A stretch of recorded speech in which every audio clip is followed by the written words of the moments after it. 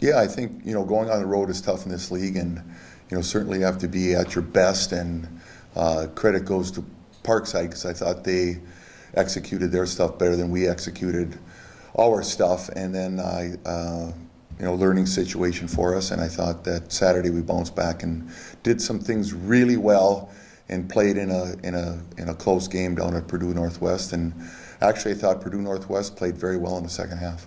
Yeah, I think it's important that we learn how to play in a 1 and 2 possession game, especially coming down the stretch, so that you've been in that situation before. You can execute and you can continue to do things well. It gives you a little bit of confidence playing in a 1 or 2 possession game if you do well in the end. So, with that being said, I think it's important for us to learn how to play in those games, so that because moving forward, there's going to be a lot more of those games in the league.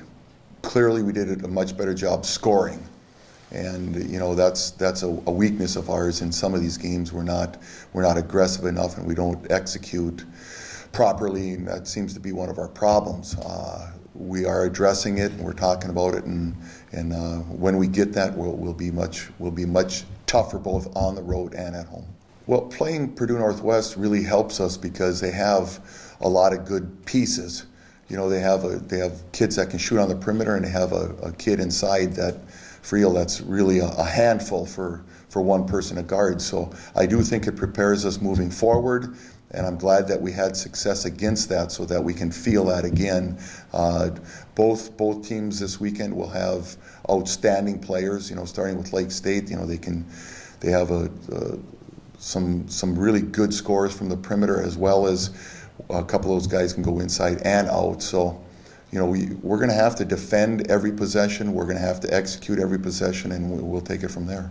Well, Lake State's a very good program, and certainly we have to play our best to be, whether we're in the SDC or whether we're over at their place.